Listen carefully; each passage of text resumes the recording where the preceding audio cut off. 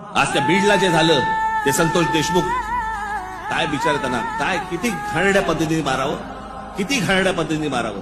बरं तुमच्या अंगामध्ये नसामध्ये जर एवढी क्रूरता भरलेली असेल ना, मी दाखवीन जागा, तिथे जा. पण हे सगळं झालं कशातनं?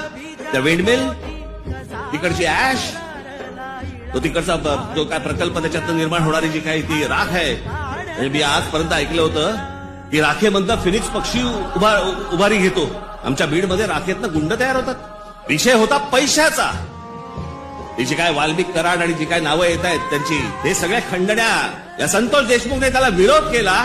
उद्या तिथे संतोष देशमुख नसता, दुसरा कोणी असता तरी त्यांनी हेच केलं असतं. विषय होता पैशांचा, विषय होता खंडणीचा, विरोध होता खंडणीला विरोध करणाऱ्यांचा. आम्ही लेबलं काय लावली? वंजाराने मराठ्याला मारलं. त्याच्यात वंजाऱ्यांचा काय संबंध आणि मराठ्यांचा काय संबंध? कशात गुंतून पडतोय आपण? पण तुम्हाला गुंतवलं जातंय. हे राजकीय पक्ष तुम्हाला गुंतवतायत त्याच्यातच गुंतून राहा. आमच्या मुलांच्या शिक्षणाचा विचार करू नका, विषय आणू नका. आमच्याकडे रोज शेतकरी आत्महत्या करतायत. आता दिवसाला 7 आत्महत्या होतात दिवसाला शेतकऱ्यांच्या. पाहू नका. आमच्याकडे रोजगार निर्माण होत नाहीये, लक्ष देऊ नका त्याच्याकडे. असंख्य मुलं आणि मुली मराठवाडा सोडून पुण्याकडे येत आहेत. दुर्लक्ष करा त्या गोष्टींकडे. आम्ही कशात अडकवलंय त्यांना? सगळ्यांना जातीपातीमध्ये अडकवलेलं आहे.